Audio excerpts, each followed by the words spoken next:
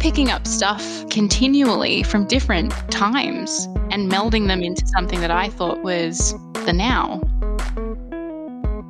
Hi, everyone. I'm Amy Devers, and this is Clever. Today, I'm talking to Yasmine Ghoniem. Yasmine is founder and principal of YSG Studio, an interior design studio that focuses mainly on residential and hospitality. Born in Kuwait, she's lived in Egypt, Saudi Arabia, Dubai, Australia, United States to attend Savannah College of Art and Design, or SCAD, and also spent a stint living in her car before settling back in Sydney. Having always been a musician and performed in bands, initially she wanted to be an entertainer. But after falling in love with interior design, she now harnesses that innate sense of staging and storytelling to dramatic effect in her design work. In 2013, she co-founded Amber Road, a multidisciplinary design studio with her sister, and this past year has gone on to open her own YSG Studio, which, within its inaugural year, has made quite an entrance and earned a lot of attention and accolades in Australia and beyond. With her blended heritage, she describes herself as a cocktail, and she is indeed intoxicating. Here's Yasmine.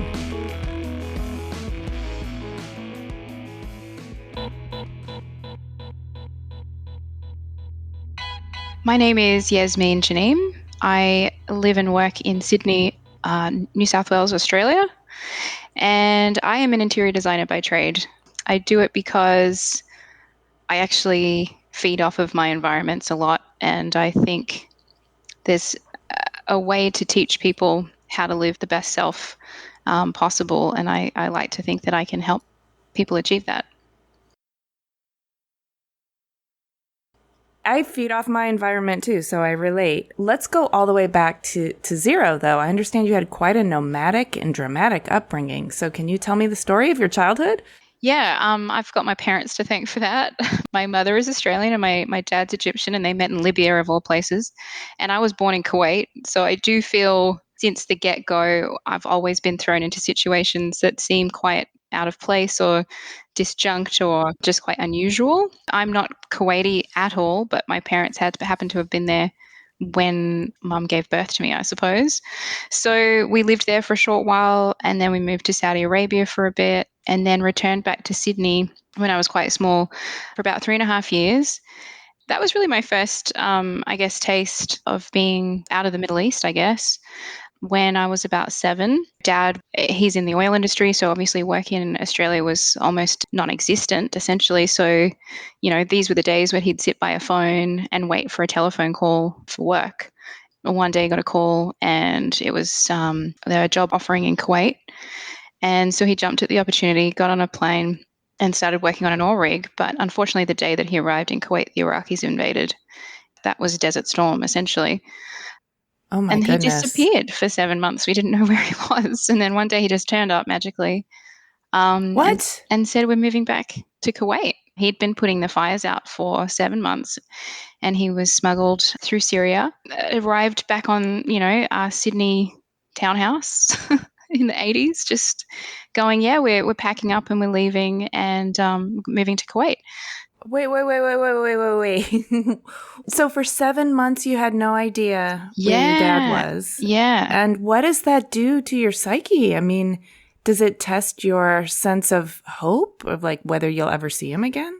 I guess I was young, but I think I was more upset for my mum because she was just beside herself. And I remember, visions of her on the telephone calling into radio stations with family members in similar situations who'd lost family overseas and was just, crying out and seeing if there was a response. And so I did feel super sad for her, but, I had a half brother and half sister. So my mum was married before, and they lived with us, my brother and sister, at the same time while we were living in Australia. So the household was always a bit of definitely there was always some drama.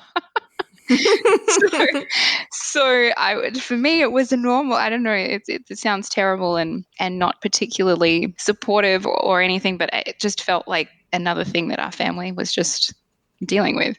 So Dad appeared, he said, we're leaving. So we left Australia. I'm sorry, I need a little more. So Dad appeared and he said, we're leaving. Was there some No, it was very jubilation, fast. some Yes, like absolutely, some absolutely. some questions about like where have you been? Why haven't you Sure. called? Yeah, obviously, naturally, he arrived and we were absolutely dumbfounded and beside ourselves with joy and happiness. But it was a very swift packing up situation. I'd say we would have packed up our entire house in, say, a week and we were gone. And you were like 7 years old at this Yeah. point? So also ripped away from any friends you had made. Yeah, that was tough. I've moved around a lot and I've gone to different schools and had loads of different friend groups.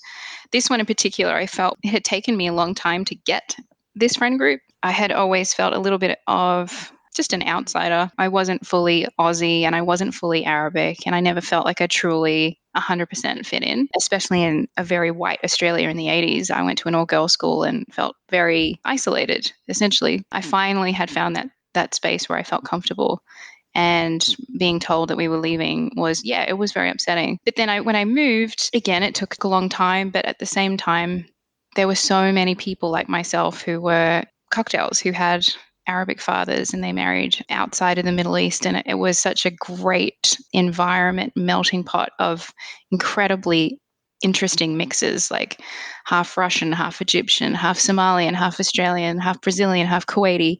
Like just really beautiful, incredible mixes. We always laughed and called Kuwait a train platform.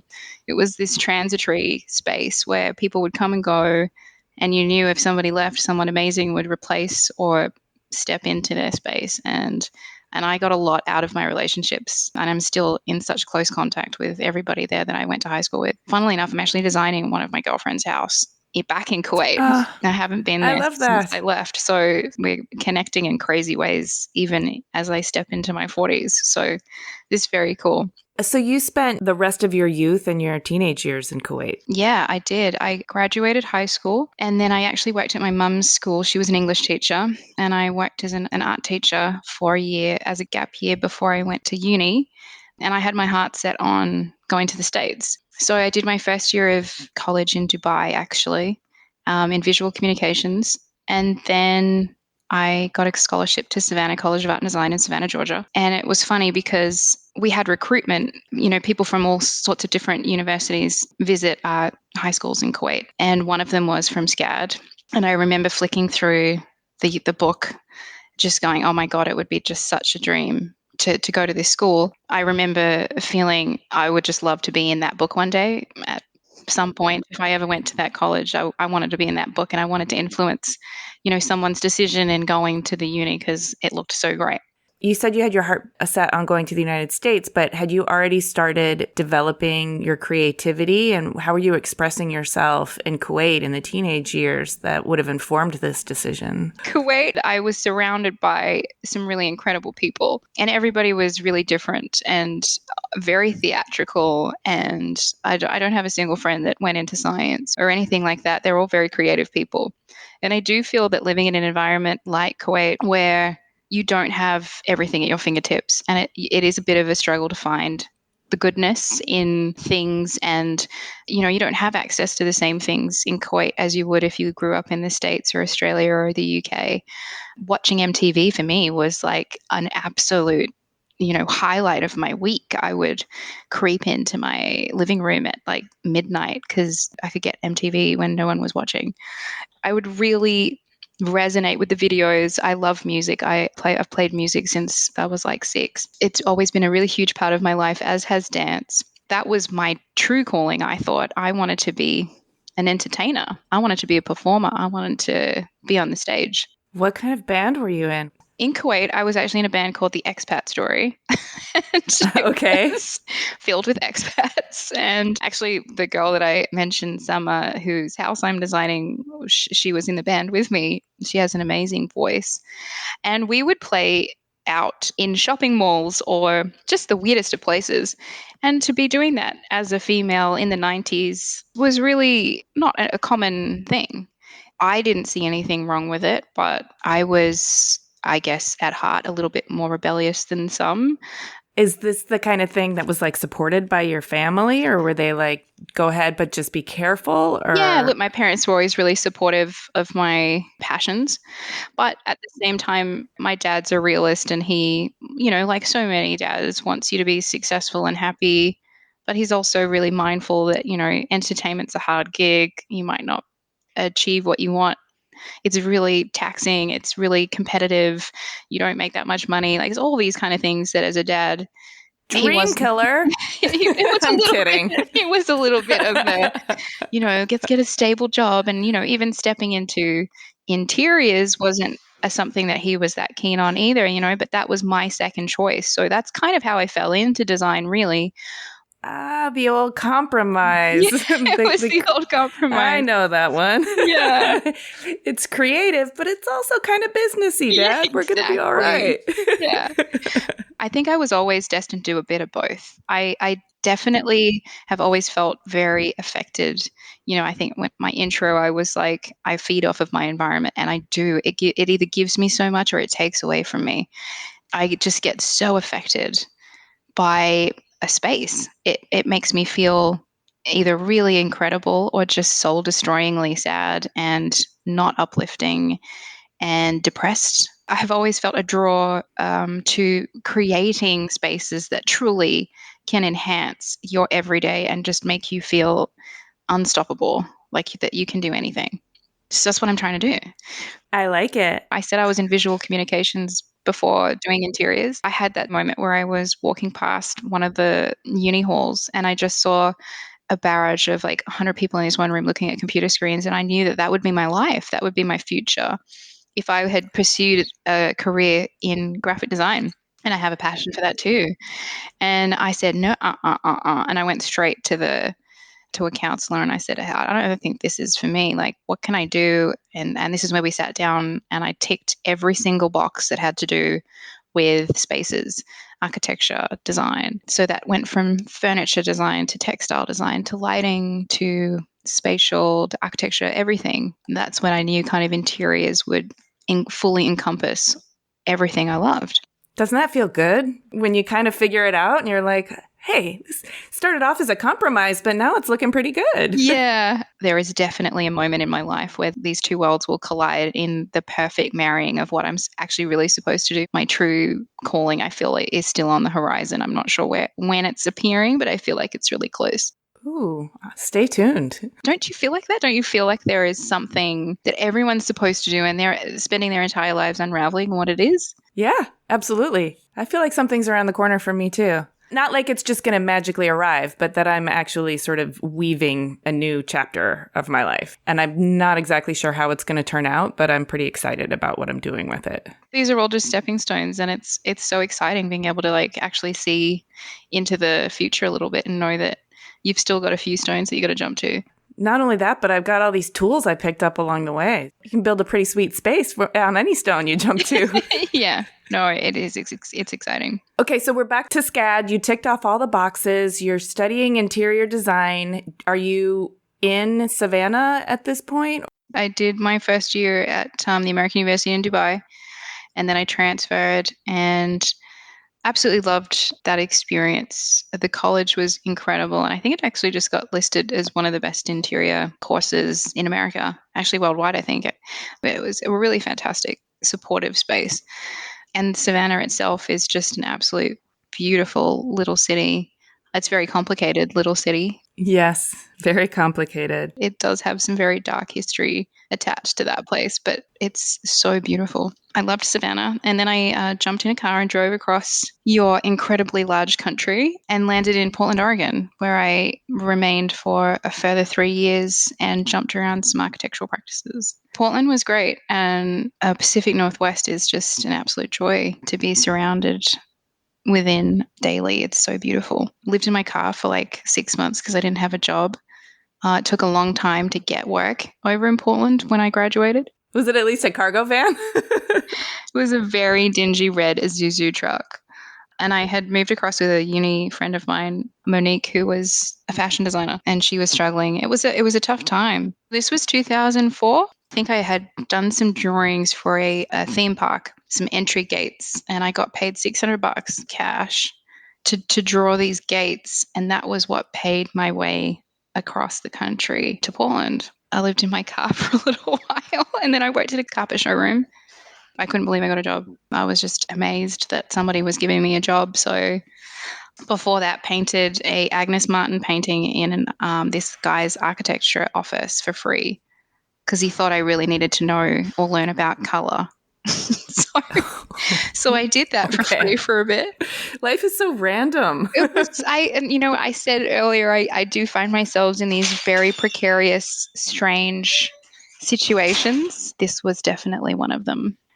So living in your car, is that the kind of thing that would have scared your parents? Or is that the kind of thing where you had already proved yourself so self-sufficient they would be like, oh, Yasmine, that's just so her? I don't know. I don't even know if my parents really know that part about me.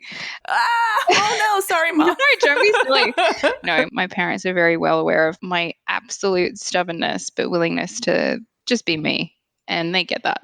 And they appreciate it. I think they thought it might go away, but it only got stronger. So isn't that funny how that is? Because if you try and push it down, it really it doesn't go away. No, it actually makes it come out even more. So I feel like my 40s, because I literally just turned 40 a couple of weeks ago. Happy birthday. Thank you. It was not where I wanted to be spending my 40th in lockdown, but some people are spending their second birthday in lockdown, like second year in a row, which is just madness. So I should be lucky that I got to spend my 39th somewhere else other than my living room.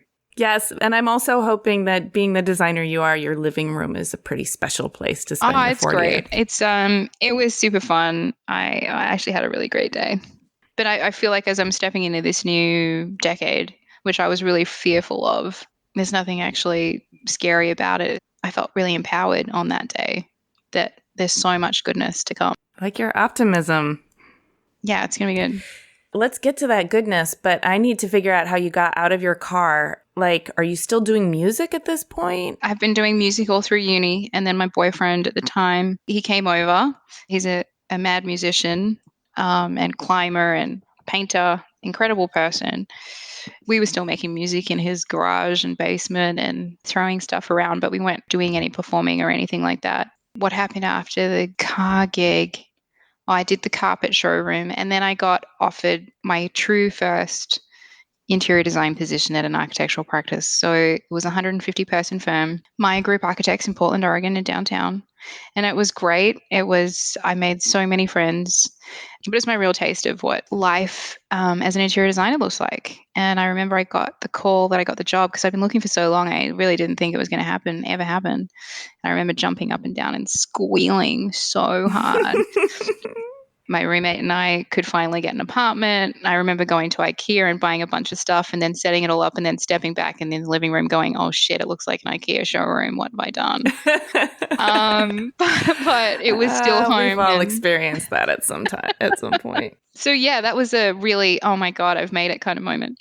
I kind of switched around and went to another practice. And then just before I left, I got headhunted and started working at a really fantastic practice. It was boutique. It was small. It did celebrity residences and boutique hotels and things like that. It was really amazing. But at that point, I think I'd already made the decision that I wanted to leave and move on and do something different. I wanted to see some of the world, and I had always been really interested in aid work. So I saved up for about a year and then applied for an NGO placement in Kenya and Vietnam and did that for about a year. Worked at orphanages and built schools. It was really the most incredible experience. I dare to say that I got more out of it probably than the kids did. And that pains me because I'd love to be doing so much more. But I just got so much out of it and felt so happy. How did it shape you? Another big part of wanting to do interiors was being able to really create a home for someone who wasn't fortunate enough to have one of their own. That urge has come back really quite strongly to build this. It might sound so incredibly lame, but I'd love to build an orphanage, and I'd love to build this magical place for people to feel their future is bright and that they can do whatever they put their mind to. They just need an environment that is supportive. I want you to do that. Yeah, I want to do that. I'll totally come and help. I think you absolutely can foster a kind of hope and optimism and comfort. If people feel comforted, supported, nurtured in their environment, that sets them up. Right. It has to. Like, how could it not? I feel like some of the interiors we create, especially we did installations. I love installations. And there's always this magical Peter Pan like offering that I don't even see it until it's fully finished. I don't go into it designing it going, well, this is how I want it to feel. But it always ends up feeling like magical. It's a place that I've never seen before. And I've dreamt it and realized it and lived it. If I can do that over and over again in multiple kind of scenarios, I'd just be over the moon. I feel like I would then be offering something within the interior space that hasn't been offered before. Because this, it's such a saturated industry. How can you be different? How can you offer something different? I don't know if it's for like a private residential client. I want it to be more than that. I want it to be a stepping stone for somebody's like big first step.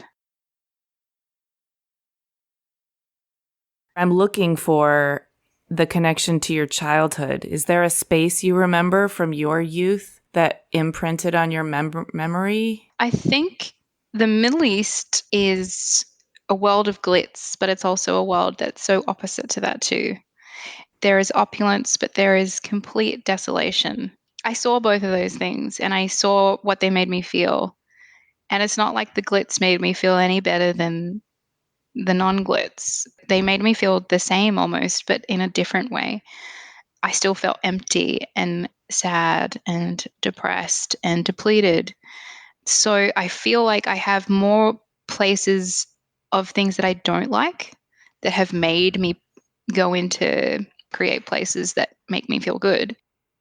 But I've seen more of the bad in order to make me feel like I know what I don't want.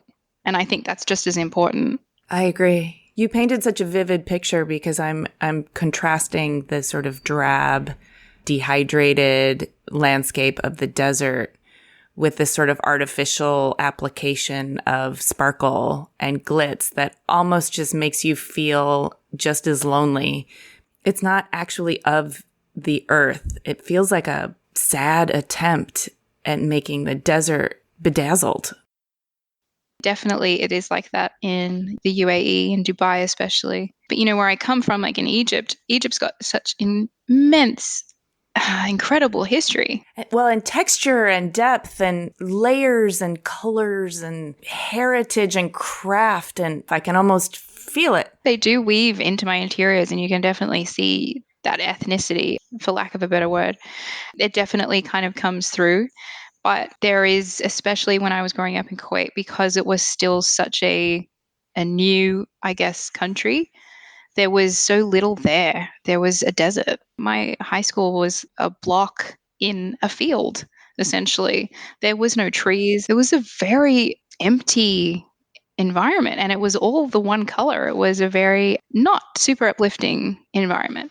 And my people were the people made everything. And that's why the relationships were so important. All the cocktails. All the cocktails. That's what I really truly want to do, is make people's lives feel like they have a little bit more meaning. Obviously, you can do that for your clients. Is there some other kind of direction you're pointing yourself in to expand how you can do that for people? Yeah, I want to continue doing some type of charity work or be able to invite my world into a different world that's really has never had that type of touch. Do you see yourself as being a mentor or a teacher at all? I have done some of that in the past and I enjoy it, but it's not my calling, I don't think. My mum's a wonderful teacher. You have to have incredible patience to be a teacher, and I just don't think my Middle Eastern temperament is made up for that. I only ask because I see you wanting to sort of gift people who don't bring your world into their world in a way that supports them. Yeah. And one of the ways to do that is to also teach them your tools of your trade. It's a scale issue. Yeah, I think I would like to just have the spaces be my gift. Yes. Not really I my understand. teachings, and let them kind of make themselves be anything that they can, I don't want to mold them in that way. So this aid work sounds really incredible and pivotal for you. But at some point, you started Amber Road with one of your siblings, which was your first design firm. Yeah, so after the aid work, I came back to Australia. I hadn't been in Australia since I left, when my dad came back and said we were moving to Kuwait. So for me, it was like a really coming home experience. I didn't know if I wanted to return to interiors, to be honest. And I actually applied for some work with Amnesty International and other NGOs, and no one would have a bar of me because I didn't really have any experience. I didn't go to college for that. I went to college for interiors. So I begrudgingly went and got a job at an interiors practice, a small boutique firm in town. And I lasted there for about 18 months and I got fired because at that time I was heavily back into music and we were creating a band, my brother and I, and we were just spending a lot of time doing that. And I was writing at work and my boss kind of saw me do that and he said, yeah, I think it's time to kind of cut the ties. And I was like, sweet, amazing. I'm so excited. I've been wanting to do this for so long. So, I was like, great, I'll start my own practice so that I can do the gigs on the side and still be making an income. And so that's essentially why I set my own business up. It wasn't because I wanted to change the world. It wasn't that I thought I had anything particularly interesting to give someone. I wanted to play music. I need to know, what kind of music were you playing? Are we talking show tunes, indie rock? I guess indie rock. It was a little bit of everything. It was an all-girls band, except my brother was the only non-girl in the band. But it was the five of us, and it was super fun. It was with my cousin, my brother, and my best mates. It was a violin, a pianist, bass. It was a lot of really good, interesting stuff. That sounds awesome. And were you playing like dive bars or Yeah, we were like playing big bars and we slowly were working our way up because we did it for about a decade. We did heaps of recordings, released EPs, and it was really fun. And I really wanted it to go somewhere. And I think we were almost at that point where I feel like it was either going to go in that direction or it was going to kind of fizzle out. And my drummer had a baby. My aunt died suddenly from a brain tumor. And it was my pianist is also an actress and she got a gig overseas. So it just seemed like the natural fizzing component to a band was kind of at play. And that really crushed me. And I was like, okay, well, then I guess this is where I'm at again. I was at that crossroads of the whole, I want to do the music, I want to do the performance, but the world was not having it. So I went back to interiors and it's always been this thing that I fall back to and it's always been there for me. It is the supportive part to my story. I started Amber Road. My sister was living in Spain at the time. And we got this amazing brief to design a hospitality venue on a barge in Shanghai on the River Bund. And I called up Katie. What? She was in Madrid. That sounds amazing. And I called up Katie because she's a landscape architect. And I said, do you want to come back home and design this venue with me? Because we'd always talked about starting a practice together and actually made a vow on top of this fort in Savannah that we would one day do it if we ever lived in the same country, because we never lived in the same continent for like decades. She was in the midst of a divorce over in Spain. And I think at that point when I called her I was that thing that made her come home. So she came home and we started Amber Road. We did that for 7 years and it was incredible. I think when you get older and you've got kids involved and you've got to be flexible, you got to change, you got to pivot and move. And I think at that point, I wanted to really push the business. And I think Katie was really in a space where she wanted to create a family and step back a little bit. So that's kind of, I think, why we ended up separating. And that took a long time to decide. It was great. And we were finally getting the work we wanted. And there was great synergy in what we were producing. But I also think we were a bit naive in thinking that clients wanted both of our disciplines every time. Landscape's really hard to procure. It's a living beast and it always got cut. It was always one of the first things to get removed, or it took 100 years to grow, so you could never properly photograph it to show what your capabilities are. I have a lot of respect for landscape architects. It's a very tough industry to promote yourself within because it's not like every other industry. You're actually working with living, breathing things that have a life of their own as well. We went our separate ways in 2020 and The first post went out about YSG on the 20th of the 2nd of 2020. So it was a very auspicious date to start the business. And then shortly thereafter, a pandemic came crashing down. Yes, the pandemic came rolling in. And I remember thinking, wow, is it the pandemic? I'm not getting any telephone calls, or is it the fact that I've got For Seekers of the Unconventional on my website landing page over and over and over again?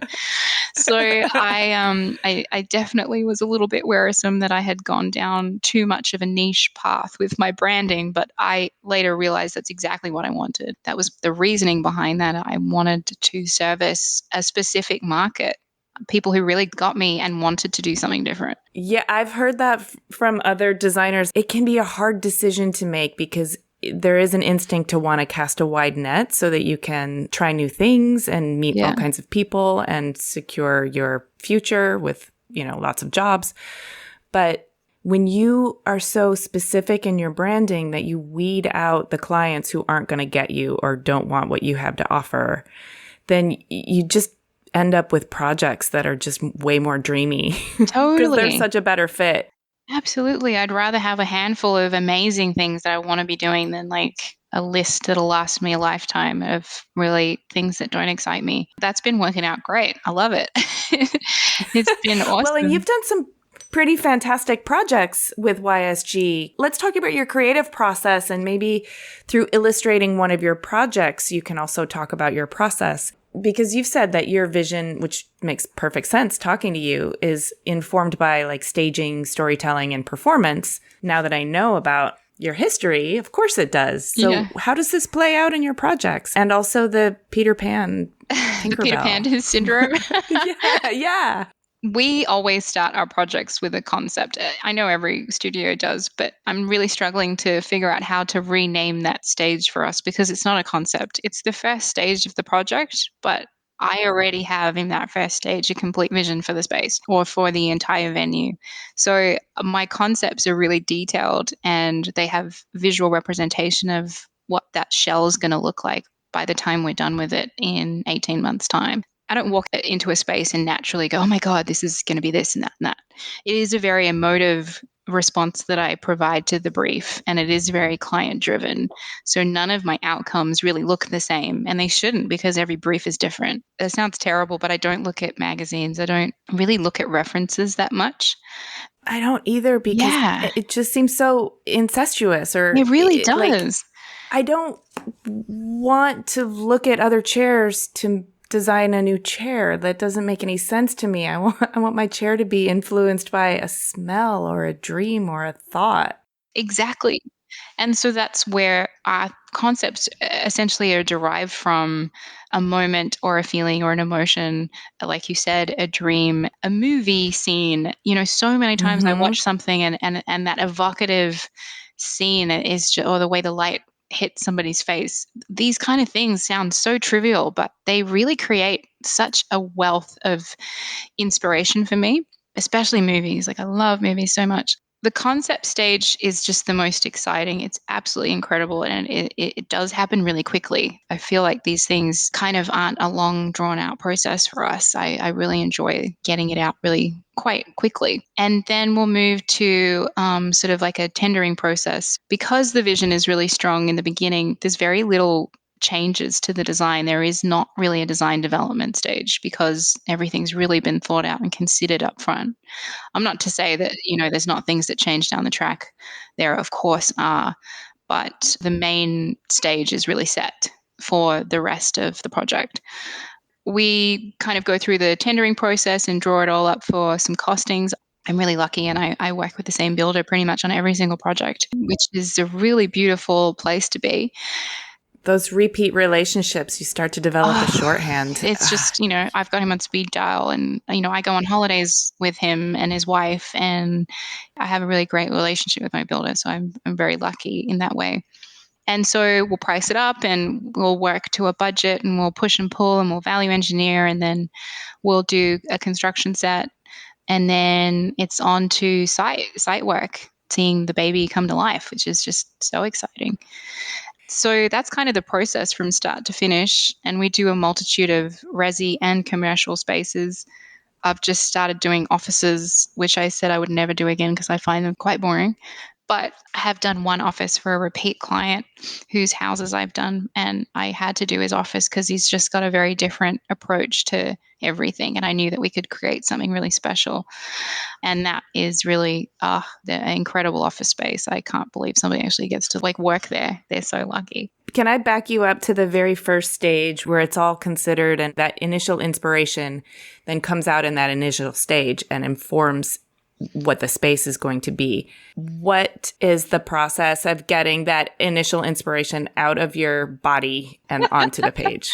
3D modeling for us is a really good tool. I know a lot of people don't bother, but because so much of our work is really sculptural, I find it difficult to draw in 2D, to be honest. I need to be able to see if it works around the entire shape, the entire built form. I need to know if it works from this angle or that side. So I literally jump in and use SketchUp as a tool to quickly kind of mass model, figure out proportions, scale, and I do my space planning in there. I don't really use a pen and paper, which is terrible. Well, sometimes when you create something on a paper, it just is never realized the same when you extrude it, when it becomes 3D.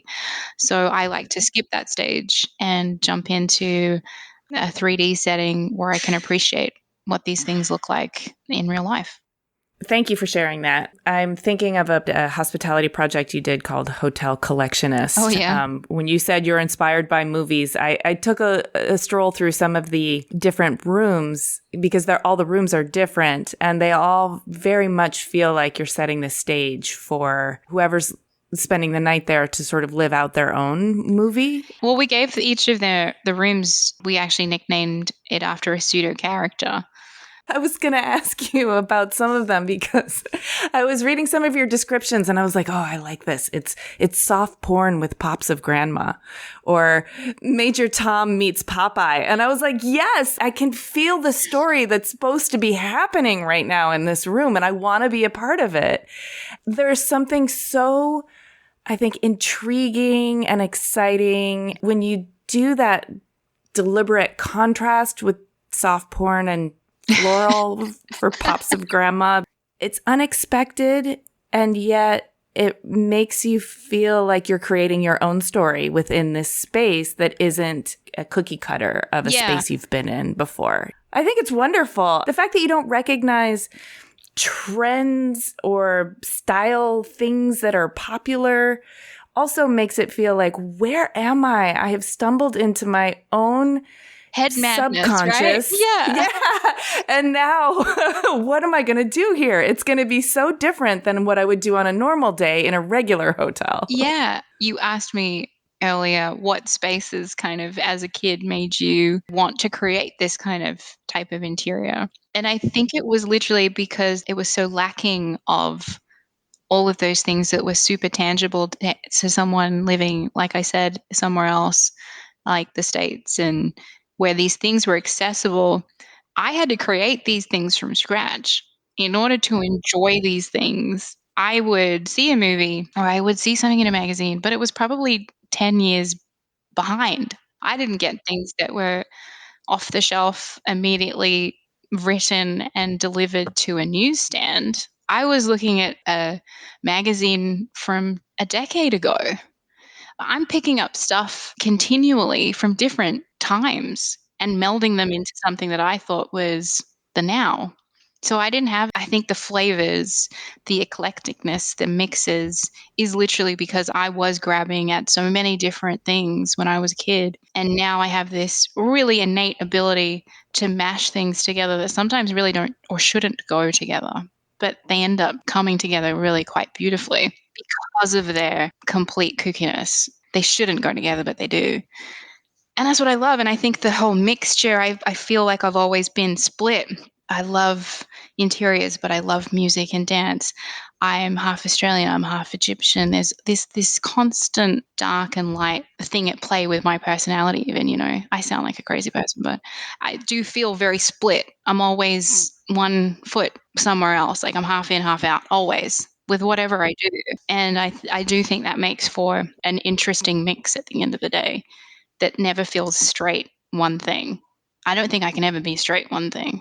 I'm thinking about your childhood and the fact that Kuwait was so new. Growing up, I remember being fascinated with houses that were old enough to have been sort of renovated a few times, but not completely renovated. So they'd always have this like mix of eras, like the tile was from the original, but the wallpaper was updated in the 70s. And they start to like take on these layers of history that start to tell a story. And sometimes it feels really asynchronous or incongruous, but in a beautiful way. It starts to create a really sort of surreal environment where you can feel the history of the house and the people who lived there before. And then you can also feel the choices during each of the renovations. And it imprints on your psyche in a way that I think is important in the way that it has layers of time. But in a place that's so new, your time is coming in through the asynchronous delivery of like media, MTV plus a magazine that's like 10 years old. And you're layering it up that way because everything is so new in your built environment. I can see how this manifests in your work and why your work is so exciting. That's amazing. Okay, thank you for spelling that out for me. This is honestly, cool. it's so nice being able to talk about it because I think being asked questions makes you figure out what it is you do. And I don't think unless you ask me that question that I would ever be able to actually remember that that's what I did or that's how it influences my work. So thank you for giving me the opportunity to figure it out too. My pleasure. I love questions. That's my medium. I want to ask you a couple of personal questions. You've already kind of touched on some of this, but 1 foot in, 1 foot out, you're really drawn to space and how it can be supportive. And I'm hearing from you that's not just, functionally supportive. That's not just like aesthetically supportive. It's almost like enriching the person's imagination. Yeah, that's exactly what it is. It's imagination. And I feel it. I feel it in your work. I think you're doing an excellent job, by the way. Oh, Give you a cool. promotion. Thanks.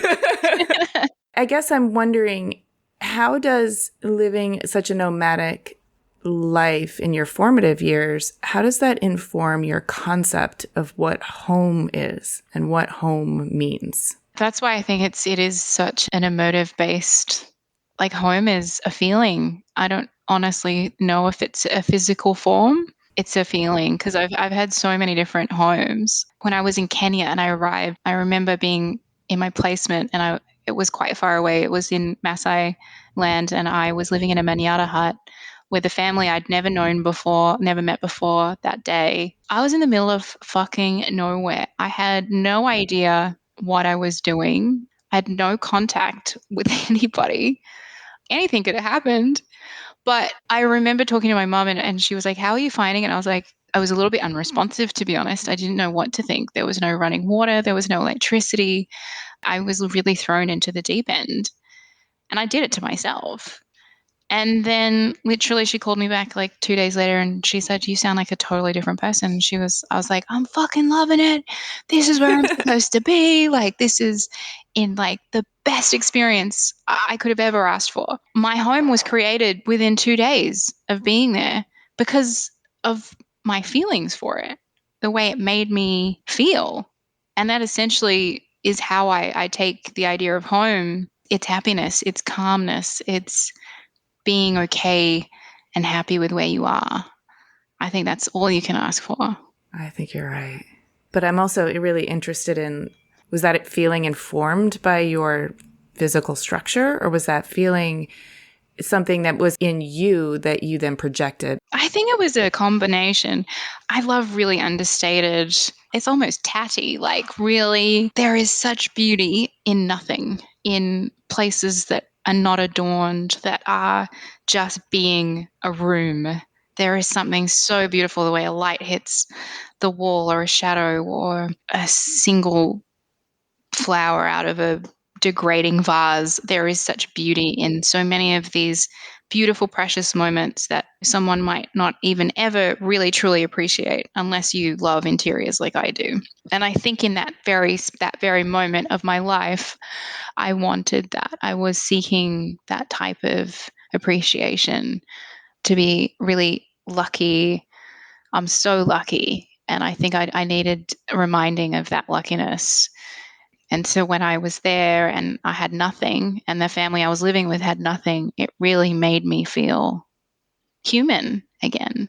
Oh my gosh, that's so beautiful. The feeling of recapturing humanity in a really like essential way.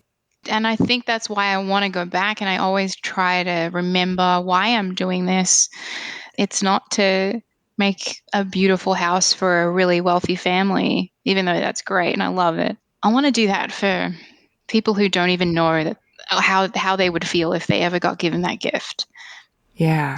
I feel like it's on the horizon when I say something is out there that's happening, like in the ether, it's happening. I feel it and it's going to be great and I can't wait. Do you sing into the walls before you close them up so they always have your resonance? I really like that idea. I don't. I used to sing out my bedroom window when I was a kid. I used to take a nursery book. It wasn't even like a rhyme book, and I would sing it to make it sound like a song. And my neighbors used to listen a lot, and I didn't even know they were ever listening. And then one day she came over and she's like, "Your daughter didn't sing today," and Mum didn't even know I was doing it. She was like, "Oh, I didn't even know my daughter sang." It's funny. I always do things where I don't think people are listening or watching, and everyone's always listening and watching. Everyone. Well, I think on your next design project, when the walls are open before they're sheetrocked. I should do it. I love that idea. Yeah. That is such a great idea. I love it. I can actually like see it. Like, yeah, it's so great. Thanks for that. I love it. That'd be a great painting, wouldn't it? That'd be such a great painting. It would be. Also be a beautiful documentary. Oh, oh my God. Get it going, Amy. Come on. Let's do it. Let's do it. You've said that moving around so much has helped you develop a speedy adaptability mechanism. Yeah. It sounds like even when you were dropped in the middle of nowhere with no running water, you adapted really, really fast. Practically speaking, what does that mean in your body? Is that a mental thing? Is that a sort of global street smarts? How would you describe that? I don't know. I've had people tell me before, you can talk to anybody. And I do. I find it really easy to talk to absolutely any type of person, no matter who you are, what you do, what profession, where you've come from, your background, your ethnicity, your religion. And it does come down from my experience in Kuwait and having been around so many different types of people. And so when I was dropped in Kenya, that was another scenario. That was another life. And I feel like I could live a million lives. It's almost like you pretend like you're in a movie. I remember I hadn't showered in like a week, and it was my first bucket shower. You had to go into this little room, and it was all mud. But outside this very tiny window was out to these gorgeous green, luscious fields. Out this little peephole window, I saw this bed sheet blowing in the wind, drying in the sun, just catching the breeze really softly, and it was dancing as I was having my shower. It sounds so stupid, but like I felt like I was in a movie, like I was in this crazy situation. I hadn't showered, and I actually really enjoyed being dirty for once. Like instead of having to have a shower for the sake of having a shower, I was filthy. And I just remember like all this stuff coming off of me, feeling just so thankful for the water. You get so conditioned into certain feelings and what you should do in a day. And I didn't shower. That wasn't part of my makeup that day. And so when I got to do it and it was fresh, it was exciting. It made that mundane activity amazingly fresh on so many levels. There's so much opportunity to change up your everyday and not be taking things for granted. And I think that makes a big difference, is being able to step in someone else's shoes for a minute, be appreciative of what you have, and then experience their life in their way. And it is like being in a whole new world. Whether it's good or bad, it's new. I think people should try and do it more often. You've always got one foot in and one foot out, which makes you kind of an insider and an outsider in any given moment. And so you always have that opportunity to get a fresh perspective just by flipping the switch from being an insider to an outsider. Yeah, I feel like I'm pretty voyeuristic, but then I'm not at the same time. There's a term that needs to exist for that very person that kind of bridges both worlds. And I feel like I'm that kind of thing. Well, you're a magical creature. I don't know what the term is for that. We need to figure out what that is. No, I'm a very visual person, and I think I'm a very movie-based. Stills cinematography is like incredible. And I always get locked into moments. I remember when I was a kid, I would be washing dishes and I would be having a monologue with myself, like, I'm the poor girl washing dishes at the sink, looking lovingly through the window out to my future. Like, all of these things I did, I was reenacting moments of film sets that I loved, or again, because of, there was that one English movie during the day that I'd get to watch when I lived in Cairo, and I was really small and mum didn't speak Arabic. So that was the one thing we did that day was be able to watch like Arnold Schwarzenegger on the television, as it was the one movie that was in English. I think I had such attraction to movies for that reason, because they were special. They were like, it's a moment. So I get stuck on things. I get stuck on movie scenes for sure. I know the words to like a lot of movies because I've seen them so many times. I watch Woody Allen movies in the background. If I have a deadline, I have that on in the background. My husband hates Woody Allen, but I fucking love it. What are you looking forward to right now, other than your life unfolding in really wonderful ways? My business is growing exponentially quickly. My team, we've grown from like 4 people to 12 in the last 6 months. And the project types that we're getting are just really exciting. And I'm working in the Middle East, which is so great. I got my first job in LA the other day. And I think I'm really just enjoying the idea that maybe some of my ideas and passions might make it across the oceans to other parts of the world and expand our office into some new territory. Well, it sounds like you're well on your way and, 1 foot inside your 40s. So I'm dreading 49. I'll be half in and half out. No, it just keeps getting better. Does it? I've heard a lot of people say yes, because the sort of freedom that you start to enjoy in your 40s just continues because you give fewer fucks. Yeah, and I know. You're I like less that. apologetic for any of that. Who knows what's going to happen with the world? I can't promise you that gets better. But I do think that life gets a lot more interesting with the more wisdom and experience you have. As long as you position yourself so that you're still able to like capitalize on all of this like fresh perspective that is so crucial to your love of life. I don't think I could be one of those people that just sort of parks myself somewhere. And I don't have any children, so I'm teaching now at the university level, and teaching is like getting fresh access to all of this like really, really exciting youthful inspiration. Yeah. And I'm really, really enjoying that. I'm super excited for everything that is coming down the road for you. And I know that you'll be seeing the world with fresh perspective, as you always do. I'm very excited for that. And thank you so much for having me, Amy. As I said earlier, this is, like the 3rd month lockdown, and I'm always up for a good conversation. And this was just what I needed. So thank you so much. Hey, thanks for listening. To see images of Yasmine and her work, read the show notes. Click the link in the details of this episode on your podcast app, or go to cleverpodcast.com, where you can also sign up for our newsletter. If you like what we do here at Clever, you can support us by subscribing on Spotify, Stitcher, Apple, or wherever you're listening right now. By telling your friends about us, we would really love to share these stories far and wide, and by clicking our sponsor links in the episode description. Helping our sponsors helps us keep creating this show. We also love when you share your thoughts with us on Twitter, Instagram, and Facebook. You can find us at Clever Podcast, and you can find me at Amy Devers. Clever is produced by 2VDE Media, with editing by Rich Straffolino, production assistance from Ilana Nevins and Anushka Stefan, and music by L1011.